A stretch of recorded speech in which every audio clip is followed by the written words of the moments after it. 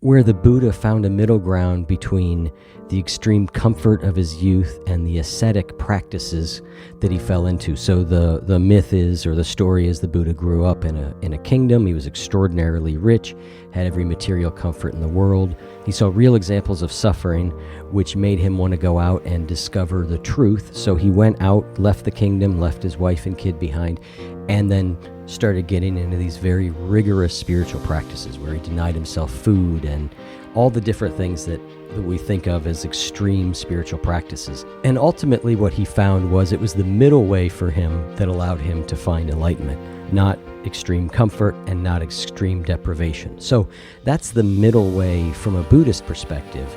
And I have found the middle way to be possibly the wisest thing I've gotten out of Buddhism. There are so many examples of where we can use the middle way to be helpful.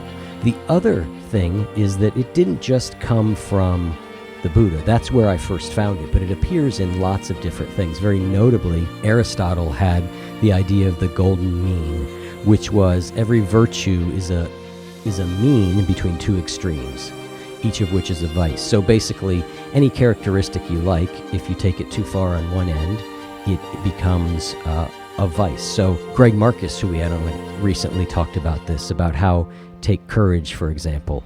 If you take courage too far, it becomes recklessness. If you don't have enough courage, then it becomes fear. And so what you want to find is the middle way between those character traits. And I think that applies to nearly any character trait we have, particularly ones that are strong within us. I have found for me that they can be both a blessing and a curse, and I need to search for the middle way.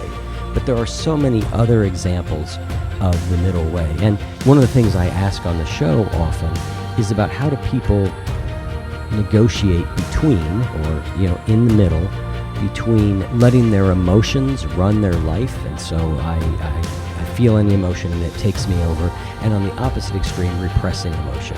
How do I find the middle ground between those two, where I give those emotions a place to work, a place to do their thing, and yet I don't go too far either direction? We often talk about being too hard on ourselves. This is the same thing. How do I find the middle ground between being too easy, letting myself off the hook for everything, and the opposite, which is being too hard on myself? How do I find the middle ground there? And so very often, as I'm looking at anything in life and I'm trying to figure out the path forward, I try and look to, well, what is the middle way? What is another option? I think that's another way to think about it. Is there another option here that I'm not thinking of? We tend to think very dualistically.